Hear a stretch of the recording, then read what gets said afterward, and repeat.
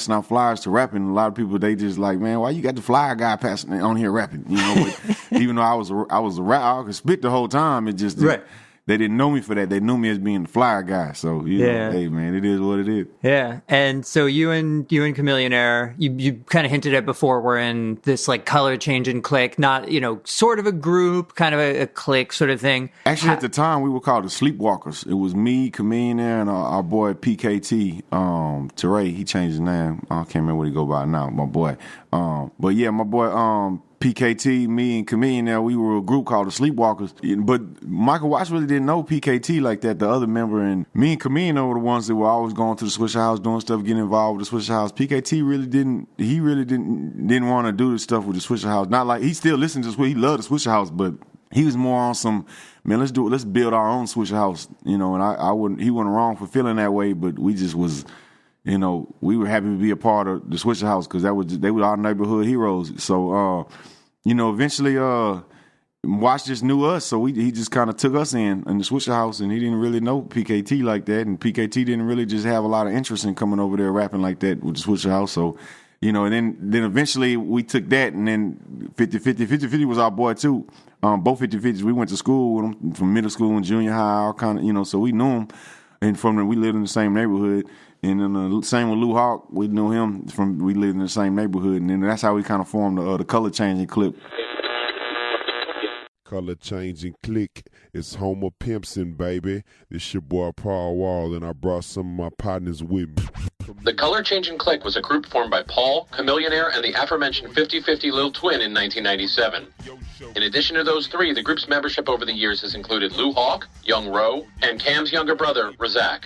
The Sleepwalkers group that Paul mentioned as a predecessor to the Color Changing Clique does not have any recordings available. There is one song online credited to the Sleepwalkers and featuring Paul, but it's a different membership and much more recent. It's the Color Changing Click. Which car do I want to drive? Take a color changing pick. Y'all boys need to retire. Go sit next to Bill Walton. Cause while we ballin', y'all'll probably be still talking. Garage like. And then eventually you and Chameleonaire did the duo thing. Yeah. And Get Your Mind Correct was like this huge local hit. Chameleonaire's better than me. His flip-flop shines a little bit wetter than me. But it don't matter, we're both on the same team. I'm thinking Throwed, and I know we think the same thing.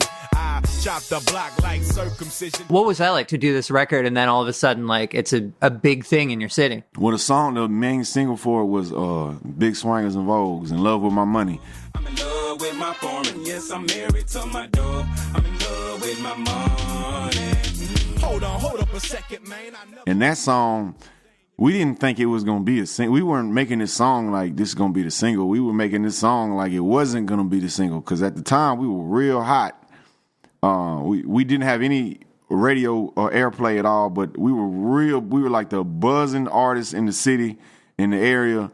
That you just, man, every freestyle we did, people loved them. But it was kind of like Fabulous rapping on mixtapes before he had a radio single. So, you know, when we had our first radio single, it was kind of like we wanted to wait till it was our single for our album. We didn't want to come out on someone else's single and blow their stuff up or something. So we kind of, like a lot of the songs we were doing when people were asking us to do features, we were really kind of, you know, holding back a little bit, or we would pick beats that we wouldn't think would get played on the radio because they'd be too slow or too long or something. That's how big In Love With My Money was. It just was way too slow, was real long. We didn't do, you know, 3 16-bar verses or 2 16s, and we split the last one, and the hook's 8 bars. What we did was we did like 2 24-bar verses or 32-bar verses, something crazy, and the hook's like 24 bars.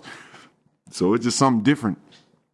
We never thought that was going to get played on the radio. And the next thing you know, people started playing it. And really, that song was for a compilation. It was for, as a matter of fact, that song we did was for OG Ron C's compilation in Southern's Finest. And we just thought we were just doing a feature for our boy. We just thought, you know, but we just like, man, we don't want it on the radio because we want our song on the radio. But they ended up playing on the radio anyway. And it just took off anyway. And Ron C was so real. He's like, well, go ahead. That's y'all song anyway. Y'all go ahead and keep it. You know what I'm saying? So it was like, damn, man. So then it ended up on the tape. Yeah. It was crazy how it we tried to make a song so that they wouldn't play it on the radio. They ended up playing on the radio. And then it shows how real Ron C is. He was like, go ahead, y'all keep it too, man. It's y'all song. Y'all did me a favor by putting it on him. But really, he did us a favor by putting us on. So And so, you know what I'm saying? It was, when it caught, man, it was an incredible feeling because, you know, to have an album, you know, to have mixtape success and have an album success is two different things, and it's two different levels.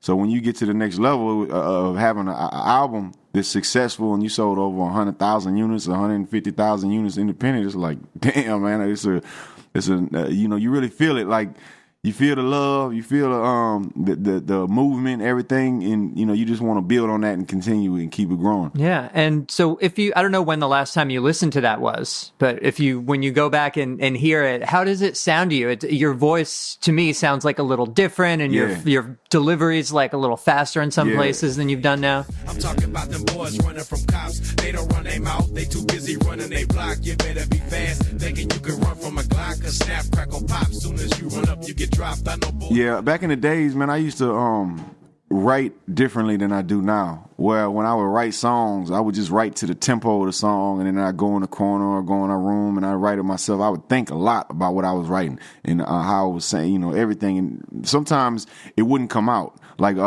right, and like it'll sound good on paper in my head, but then when I go lay it to the beat, it'd be like it's too many words for the verse, you know what I'm saying? And that's kind of how it was. It was basically too many words for my verses because I was thinking too hard and putting too much into it. Just eventually I got better. I actually prayed on getting better. I said, man, I want to get better, man, so let me pray on this. I prayed that God would help me get better on it, and I just worked on it. I listened to people who I liked, and I was like, man, you know, let me see how they do their delivery. People like Lil Kiki and Slim Thug, those are the main people that I really listen to in terms of for their delivery and stuff, because Slim Thug especially had an incredible delivery with his voice, everything, the way he would say his words, whatever he would say, it sounded tight saying it because he was coming out of him, you know what I'm saying, just because that's how he sound.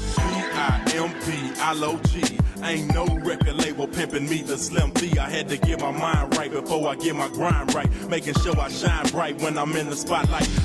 So I was like, damn, man, Slim Thug sounds so thorough, man. I gotta change my delivery up a little bit, and I just kind of studied different people and practiced, and over time got better with it. But definitely back in them days, man, it's a big difference in a lot of that, in the delivery and the rhyming pattern and just everything. And so you're in a group for a while, you do 2 records with him, and then you make Chick Magnet. My hormones are driving me wild. Your slim waist and pretty smile are just my style. Why don't we kick it in the second gear? Have no fear, I'm in your ear. The Chick Magnet is here. What was it like making a solo album without a partner for the first time? It was a little different because when you with somebody, you're collaborating with them, bouncing ideas off of them. Sometimes he might come to the studio with an idea. Sometimes I come to the studio with an idea, but there's not as much pressure to do as many songs because you're in a group and it's a collaborative effort. But when you do it solo, it's like it's all on you. You got to come up with all the subject matters. You got to pick the beats. You got to, and we didn't have A&Rs, doing this stuff for us. It was just us doing it. So, it's whoever producers you mess with, whatever beats you get from them, hopefully you get a good beat and hopefully you come up with something good to it. And if you don't, then shit, on to the next one. So it's like, it was definitely a challenge, or I wouldn't say it was a challenge. It was different. It was a different experience, and it was just something I had to learn. After that, you had this period where you kind of kept getting upstreamed, right? Because Swishahouse had a deal with Asylum, with Atlantic, and so you did a record on Swishahouse, a record on Asylum, and then a record on Atlantic. And it seemed almost like during that period, not lyrically, but sonically, the records changed a little bit. Check it out, baby. I got money on my mind, big Frank on my brain.